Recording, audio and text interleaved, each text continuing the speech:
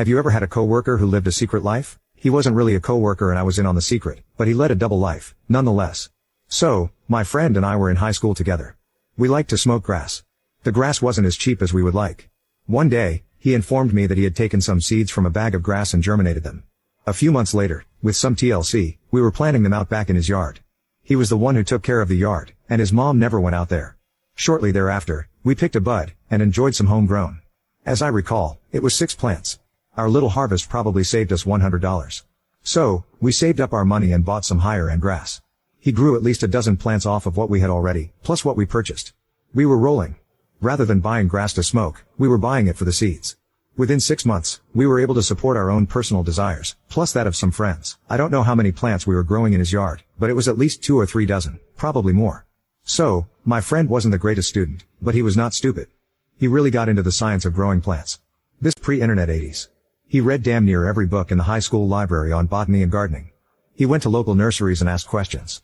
He learned how to cross-pollinate and splice. In less than a year, he became a subject matter expert in growing plants. So we had a surplus. Growing plants isn't without its costs. He decided to sell. At first it was just to friends. Then those friends started selling a little bit of his product. He needed to expand. He was making a few hundred a month and he had a bag of seeds. So he rented an apartment. While I'm sure he wasn't the first to do hydroponics, we used to joke that he was a pioneer. With the help of a friend who was 18, he rented a 2-bedroom, 2-bath apartment. We filled it wall to wall with grass. 6 months later, he was bringing in around $1,000 in profit after paying rent and utilities on the apartment.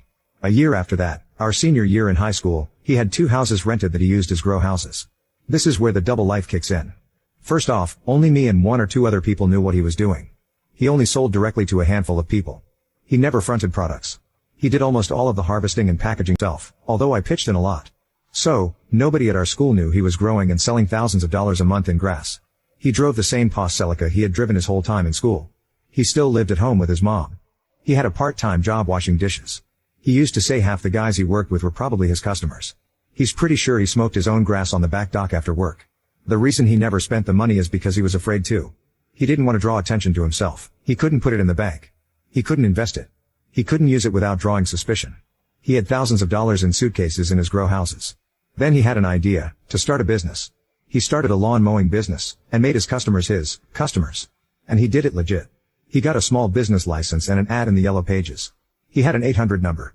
Everything was hunky-dory. He was able to account for his income now. Slowly but surely, he trickled money into a bank account. He was laundering money. For the record, he didn't discover this on his own. He got the idea from reading a gangster novel, then it happened. He got a call from someone who legitimately wanted their lawn mowed. So he took the gig. He knew a ton about gardening and whatnot.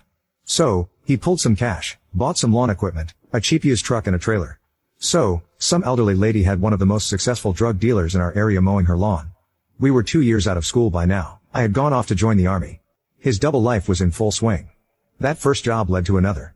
Because it was really a front for his real business, he decided to charge the old lady a little less than what most lawn care people would charge.